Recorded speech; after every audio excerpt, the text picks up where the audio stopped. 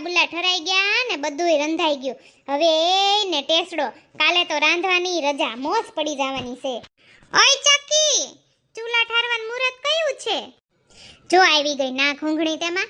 એને બધી ખબર હોય ચૂલો ક્યારે ઠારવાનો છે ને ક્યારે નહીં, તોય પૂછવા આવશે જોવા કે હું બનાવ્યું ને હું નહીં. આવો આવો રિયાબેન. આલે લે ચકી, તે તો સાડી પહેરી બહુ સારી લાગશો. લે તે તો ચૂલાય ઠાર નાખ્યા ને બધું બનાવી નાખ્યું. માર તો હજી બધુંય બાકી છે. આખા ગામમાંથી સમાચાર મોકલવામાંથી ઊંચી આવે તઈ તું બનાવીને આખા ગામમાં ફરતી જ હોય. આ ઘરેથી ઓલા ઘરે, ઓલા ઘરેથી પેલા ઘરે, અને પાછી કે મારે બધું બનાવવાનું બાકી છે, પણ ઘરમાં ટાટીઓ ટકે તો તું બનાવીને.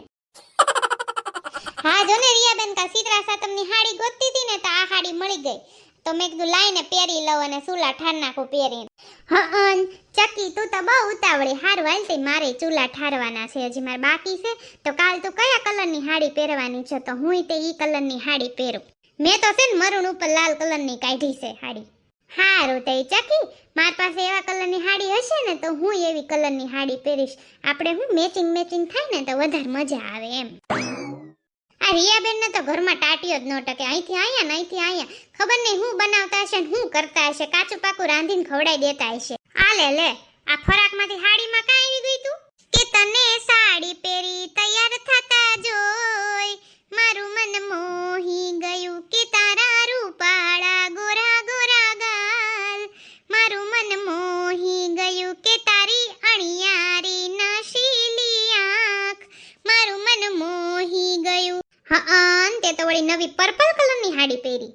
પૂછડું ખોટા માખણના લોંદા સોટાડોમાં. બધી ખબર છે કે નવી હાડી નથી, માર લગન વખતની હાડી છે, તોય ખોટા માખણના લોંદા સોટાડે છે. નવી નો લઈ દેવી પડે એટલે.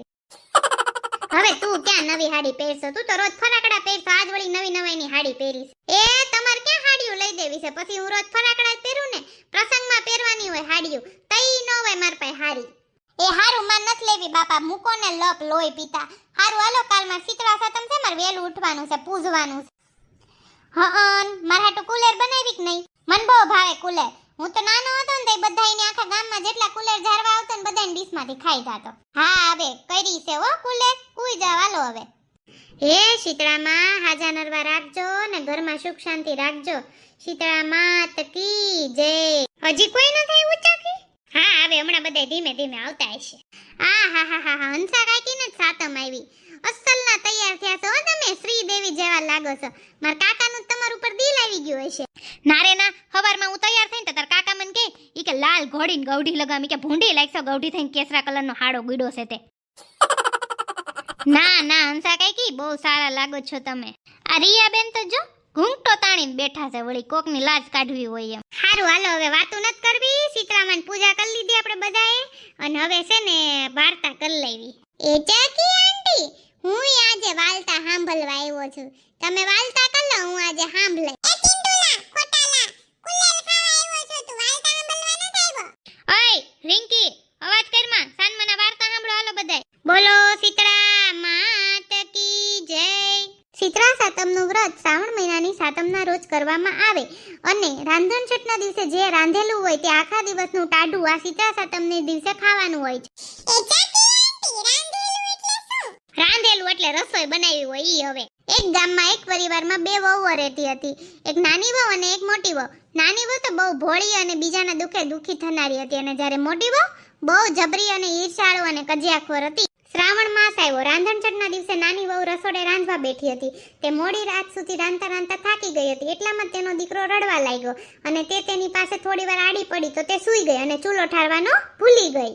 અને શીતળામાં રાતે બધાના ઘરે ફરવા નીકળ્યા અને તે ચૂલામાં આળોટવા લાગ્યા, તો તેમને ટાઢક મળવાને બદલે આખું શરીર દાજી ગયું. તો તેઓને કોપાયમાન થઈને નાની વહુને શ્રાપ આપ્યો કે જેવું મારું શરીર બળ્યું એવું તારું પેટ બળજો. નાની વહુએ જ્યારે સવારમાં ઉઠીને ઘોડિયામાં જોયું તો છોકરો બળીને ભડથું થઈ ગયો હતો અને ચૂલો સળગતો હતો. તેથી તે સમજી ગઈ કે આ શીતળામાંનો જ કોપ લાગ્યો છે. ચખી આંટી, એનો છોકલો બળી ગયો. ચિંટુ, બહુ પ્રશ્ન નહીં પૂછવાના. હા ચિંટુ, ઈ બળી ગયો. પછી નાની વહુ છે ને હાહુ પાસે ગઈ અને હાહુને પૂછ્યું કે હું ચૂલો ઠારતા ભૂલી ગઈ હતી. તેને હાહુએ એને આશ્વાસન આપતા કહ્યું કે શીતળા માતા પાસે જઈને તારા દીકરાનું જીવન માંગ, માં તો દયાળુ છે, તારા પર જરૂર કૃપા કરશે.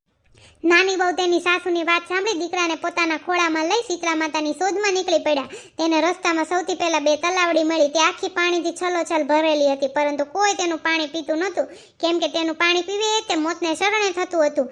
નાની વહુને આ રીતે પોતાના દીકરાને લઈને જોઈને તલાવડીએ પૂછ્યું કે બેન તું ક્યાં જાય છે? તો નાની વહુએ પોતાના પર લાગેલા શીતળા માતાના કોપની વાત કરી અને કહ્યું કે હું માની કૃપા મેળવવા માટે જાઉં છું. ત્યારે તલાવડીએ કહ્યું કે અમારું પણ એક કામ કરજે બેન, મારા પાપનું નિવારણ પૂછતી આવજે, કેમ કે અમારું પાણી પીવે છે એ મૃત્યુને પામે છે. નાની વહુ આગળ વધી તો તેને 2 આખલા લડતા જોવા મળ્યા. તે બંનેના ગળામાં ઘંટીના પડ બાંધેલા હતા. નાની વહુએ જતી જોઈને તેઓએ પૂછ્યું કે બેન તું ક્યાં જાશો? તેણે પોતાની વાત જણાવી તો આખલાએ કહ્યું કે અમારું લડવાનું કારણ પૂછતી આવજે ને બેન, અમારા પાપનું નિવારણ પૂછજે ને, અમે 2 બાધ્યા જ કરવી છે. એમ કરીને તો નાની વહુ આગળ ચાલી તો તેને એક ઝાડ નીચે એક ડોશીને પોતાના બંને હાથ વાળમાં ખંજવાળતી જોઈ તે ડોશીએ વહુને પૂછ્યું કે બેન તો ક્યાં જાય છો આમ હાંફતી ફાફતી? વહુએ શીતળા માતાના કોપની વાત કરી ત્યારે ડોશી બોલી કે જરા મારું માથું જોતી જાને. નાની વહુ તો બહુ દયાળુ હતી, તે ના કહી શકી નહીં. તે પોતાનો દીકરો તે ડોશીના ખોળામાં મૂકી તેમના જૂ વીણવા માટે બેઠી. થોડી વાર પછી જ્યારે ડોશીનું માથું ઠરી ગયું ત્યારે તેને આશીર્વાદ આપ્યા કે જેવું મારું માથું ઠર્યું તેવું તારું પેટ ઠરજો. એટલામાં તો ચમત્કાર થયો અને દીકરો જીવન થયો. નાની વહુ સમજી ગઈ કે આ શીતળા માતા છે. તે માતાના પગે પડી ગઈ અને પોતાના ભૂલની માફી માંગી.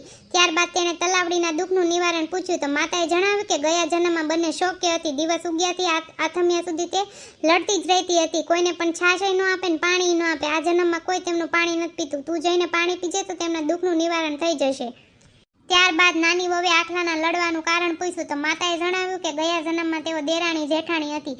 બંને રાગ દ્વેષથી ભરેલી હતી અને કોઈને પણ દળવા દેતી નહોતી. તેથી આ જન્મમાં આખલા બનીને બંનેના ડોકે ઘંટીના પડ બાંધી લડ્યા કરે છે. તું બંનેના ગળેથી ઘંટીના પડ છોડી નાખશે તો તે બંનેના લડતા બંધ થઈ જશે. નાની વહુ શીતળામાના આશીર્વાદ લઈને ખુશ થઈને પાછી ફરી. તેને રસ્તામાં આખલા મળ્યા. તે બંનેના દુઃખનું નિવારણ કર્યું. ત્યારબાદ બંને તલાવડીનું પાણી પીને તેઓનું દુઃખનું પણ દૂર કર્યું. ઘરે આવી ત્યારે તેની સાસુ તેના દીકરાને જીવતો જોઈને ખુશીના રેડ થઈ ગયા, પરંતુ જેઠાણી તો અંદર બળી ગઈ.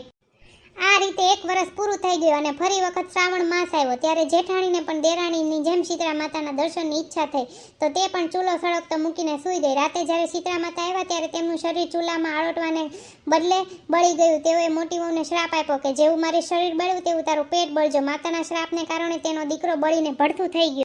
તેને રસ્તામાં 2 તલાવડી મળી. તેઓએ તેને પૂછ્યું કે બેન તું ક્યાં હાલી? તો તેણે કહ્યું કે દેખાતું નથી, મારો દીકરો મરી ગયો છે, શીતળા માતા પાસે જાઉં છું. તલાવડીએ પૂછ્યું કે અમારું કામ કરીશ? તો તેણે ફટનારાની ના પાડી દીધી અને ચાલી નીકળી. થોડોક આગળ જતા આખલા મળ્યા. તેઓને પણ તેમનું કામ કરવાની ના પાડી દીધી અને આગળ ગઈ તો એક ઝાડ નીચે એક ડોશી પોતાનું માથું ખંજવાળતી હતી. ડોશીએ પોતાનું માથું જોવા માટે કહ્યું તો જેઠાણીએ કહ્યું કે હું તારા જેવી કઈ નવરી નથી કે તારું માથું જોઈ દઉં. મારે તો શીતળા માતા પાસે જવાનું છે. તને દેખાતું નથી, મારો દીકરો ભડથું થઈ ગયો છે. તે ત્યાંથી ચાલી નીકળી. આખો દિવસ ફરીને થાકી ગઈ પણ ક્યાંય શીતળા માતાના દર્શન થયા નહીં. એટલે પોતાના દીકરાને લઈને છાતી કૂટતી ઘરે આવી.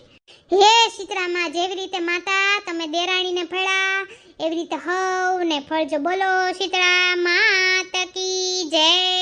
હે શીતળામાં, જેવા દેલાણીને ફળ્યા એવા મને ફળજો. શીતળા માત કી જય. જો તમને અમારો આ વિડીયો ગમ્યો હોય તો લાઈક કરો, શેર કરો અને સબસ્ક્રાઇબ કરો. જય શીતળામાં.